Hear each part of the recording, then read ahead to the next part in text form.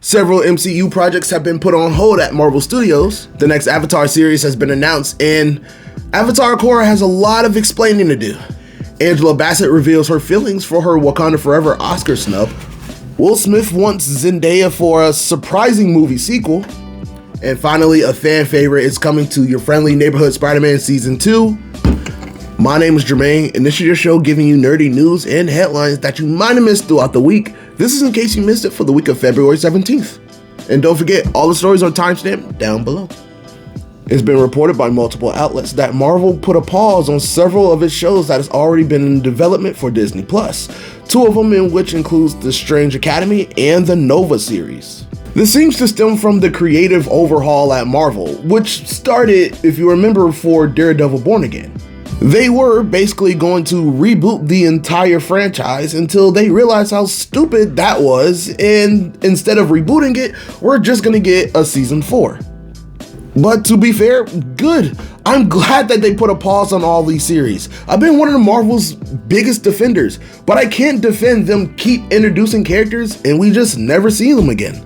Now, I am happy to report that instead of bringing new series in, they are looking to expand some of the series that we already have, such as Agatha All Along and Hawkeye. Hawkeye, I'm all here for it. I mean, who else wouldn't want to see more of Haley Steinfeld? Now, even though I know Agatha All Along was a big success for Marvel, I don't think we need a season 2 of it, especially since that story is on a 3-series arc of its own. WandaVision, Agatha All Along, and the next one up is Vision Quest. So I don't think we need a second season of that. Now, if you want to bring me a second season of Moon Knight or Ms. Marvel, now we're talking. It's been over a decade since The Legend of Korra ended over on Nickelodeon, and now they finally announced the next series in the franchise. Here's the official synopsis from the voice of Zuko and the voice of Korra. The Avatar universe continues in Avatar: Seven Havens. Seven Havens will be set in a world shattered by a devastating cataclysm. When a young earthbender discovers she's the new Avatar, her and her long-lost twin must uncover their mysterious origins. And they must save the Seven Havens before civilization's last strongholds collapse, all the while being hunted by both human and spirit enemies. Because in the era of Seven Havens, being the Avatar means you're humanity's destroyer, not savior. Now, if you're a lifelong Avatar Korra hater, now is your time to shine, because what in the world did she do? The Avatar was always looked at as a savior, a hero, but now she's looked at as a destroyer? I know she still had her Avatar's ties. Aang wouldn't have let this happen. Not our boy.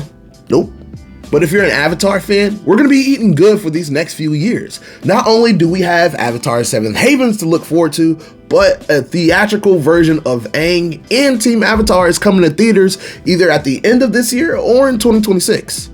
Oh, and did I not mention we're finally getting live action Toph in the Netflix series? And don't get it twisted, we deserve this.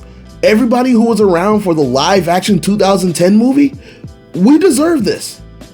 Angela Bassett finally breaks her silence on losing at the Oscars. In 2023, Angela Bassett was up for Best Supporting Actress for her role in Wakanda Forever as Queen Ramonda, but ended up losing it to Jamie Lee Curtis for her role in Everything Everywhere All at Once.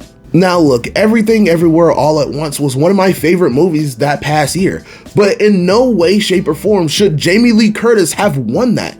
Angela was pissed off, and rightfully so in my opinion.